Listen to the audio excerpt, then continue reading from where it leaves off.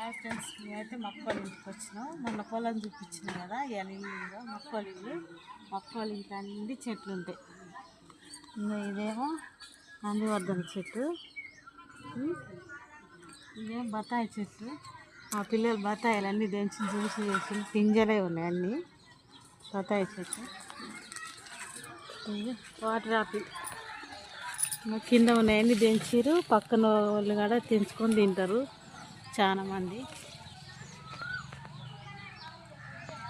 నిమ్మ చెట్టు ఎండిపోయింది, ఎవరో ముట్టుకురంట, ఎండిపోయింది మొత్తం.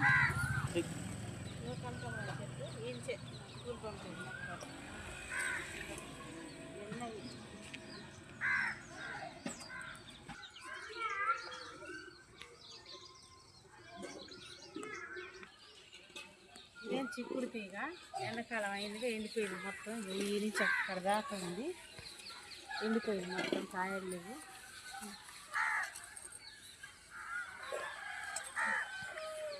ఇదే మందార చెట్టు, అందరికి తెలిసిందే. 3 కలర్ల మందార చెట్టు ఉంది. సీతపాల చెట్లు ఉన్నాయి.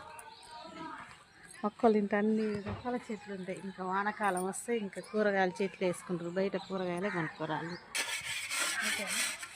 ఏం గులాబీ చెట్లు ఉన్నాయి, మొక్కలు పెద్ద చెట్టు. అన్ని మొక్కలు కట్ చేసి పెట్టింది మా అబ్బాయి. ఇక ఆవాల చెట్టు, మల్లె చెట్టు, ఏంటి నువ్వుల చెట్టు. ఇక మక్క చిన్నక్క, ఇక మక్క చిన్నవా ఇక అంటుంది మా చిన్న.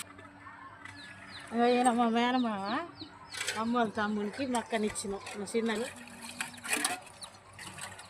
ఈ మొక్క వాళ్ళు ఇంద్రమ్మ ఇల్లు వచ్చినాక ఇల్లు కట్టుకుంటాం. ప్రస్తుతానికి రేపు చెట్టు, జామ చెట్టు, మల్లె చెట్లు, అక్కడ గులాబీ చెట్టు ఉంది, సీతపాల చెట్లు ఉన్నట్టు. ఇదైతే మక్కవాళ్ళ ఇల్లు అండి.